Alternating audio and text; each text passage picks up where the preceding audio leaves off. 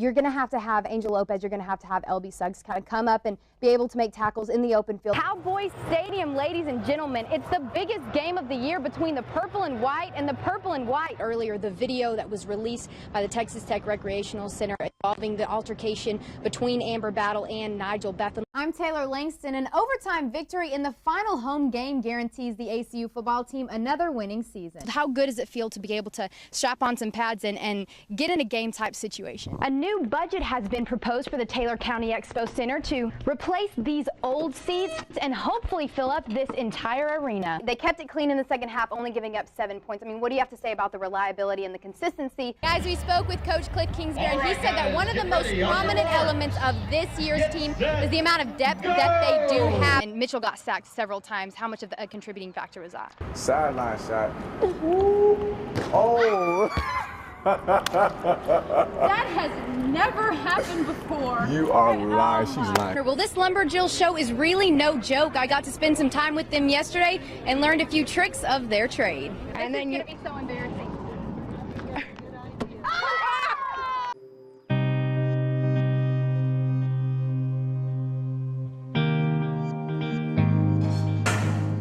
It was 1982 when Larry Birdwell accepted his first head coaching job at Lorenzo High School. When I came from Dimmitt and Ken Cleveland, and we pressed and we ran, and I thought, well, that's just what you do. And I walked in here and said, here's what we're going to do. And the first year was difficult. If you want to be good, you got to stay in the gym.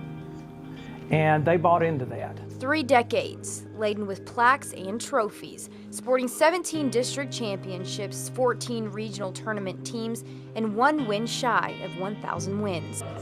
It's also the birthplace of many quirks and many quotes. Really, nobody knows what good honk means. Pressed till his nose would bleed, that's what he would say. If anything I thought was bad happened, dead animal truck. And even a few unforgettable rituals. She said I was superstitious, and I just said I was careful.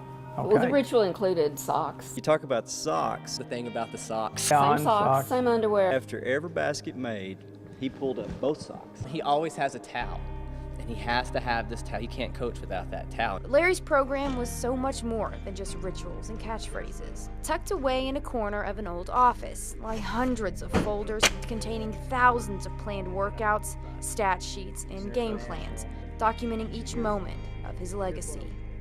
And the Aycocks have been there nearly every step of the journey. Larry went through 6 Aycock players between 1982 and 2010, in the meantime having several assistant coaches.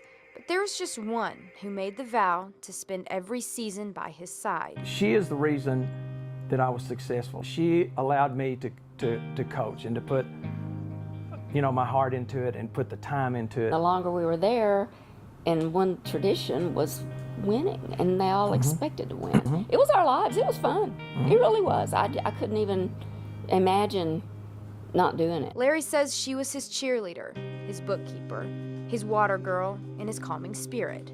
But most importantly, she was his wife. I would tell them that attitude is everything. Attitude is everything. It's attitude in school, it's attitude in basketball, it's attitude in your life. He taught me to give my all on anything I do, and I still do that today. Thanks for the memories, because there's lots of good ones. Some say the hardwood holds healing powers.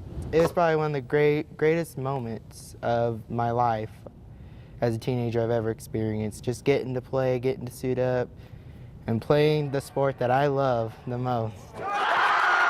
Andrew and Matthew Reyna have spent the season as managers for the freshman Tigers basketball team. But for one special night, their roles were reversed. Coach Deere and I said both, we need to do something for these guys. I just thought, what a neat opportunity. I mean, anytime you're able to sit up on any day, you should just be happy. And it didn't take long for the dream team to prove their skills. As soon as he sunk that first 3, everybody's going crazy. It was just an awesome moment. Coach Bill was having to tell us to get back on the side of the carpet to get off the court. It was just a matter of time before they sunk all those 3s. And every time they went in the court, we would all get on the rail and be screaming and supporting them. I think when Matthew hit his NBA three-pointer, I think the Lubbock High kids jumped off their seats and cheered for him also. So that showed a lot of class. In all, the Reyna brothers tacked on 18 points for the Tigers. Every one a three-pointer.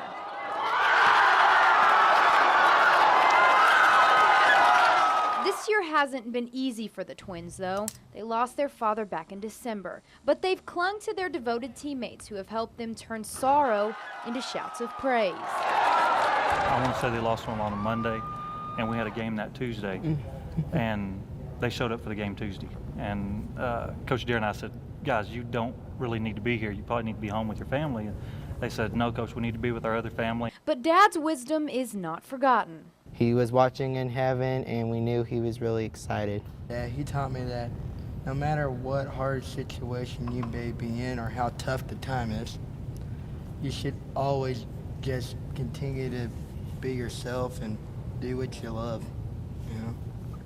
And last night proved a lot of what my dad taught me. They have so much heart. The Reyna twins say whatever future roles they will play, it's the game of life where the real wins count.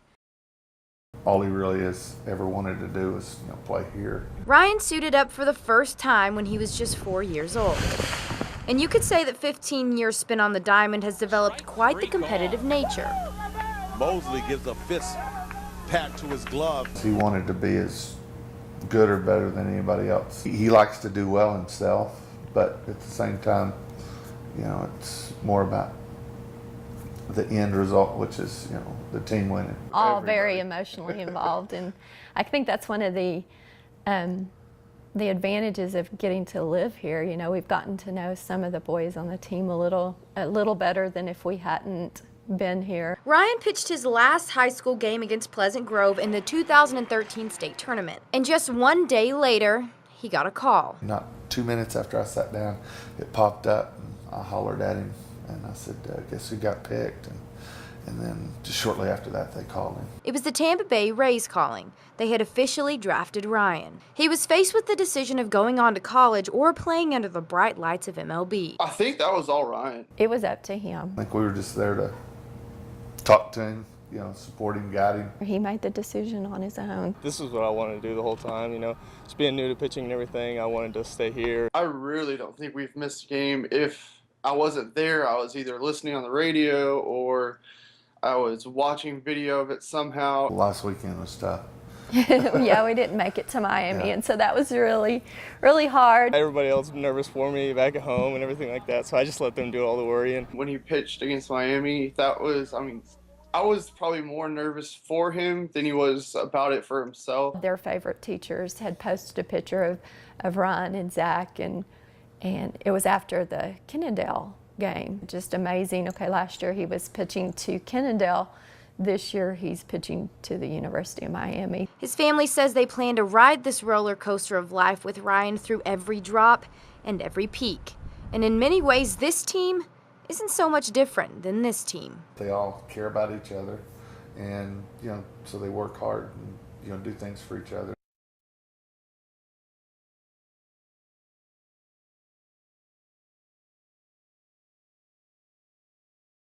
I laced up my sneakers to test my skill against the holder of 2 Guinness World Records. It's like, Oh gosh, I'm nervous. I tried to keep up as best I could. And then I'm gonna stop. and then shot, and then one take Taylor. There you have it. Sideline shot. Woo. Oh! That has never happened before. You are lying. She's lying. She's lying. But when it came down to it, I decided to just sit back and watch. That's right. Oh my goodness. There it is. Hey! It's a little bit here.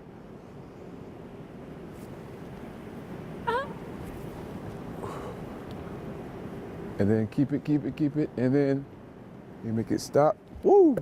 Gotta have quick hands on defense. Switch it like that. And you're moving. Switch. Just like that. Oh my God. I have another good game that I want to show you. 1, 5, 2. Whoa, nice! That wasn't the only thing I learned from Scooter. That was good. That was so good. Boom, step right, boom. Hey, like this, and then you go dip, here, dip, here, dip, here.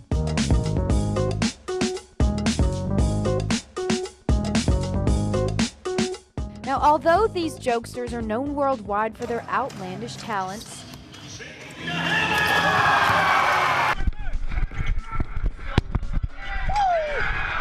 behind the fancy footwork and juggling, they have a lot more in mind than just to entertain kids. So we've come up with a program. It's called the ABCs of Bullying Prevention, which the A stands for action, the B stands for bravery, and the C stands for compassion. If you're being bullied, what to do, or if you see somebody getting bullied, what to do, kind of make the kid feel a little bit better about, you know, if they're in that situation, how to handle it. All in all, I left with more than just basketball tips from this Harlem Globetrotter.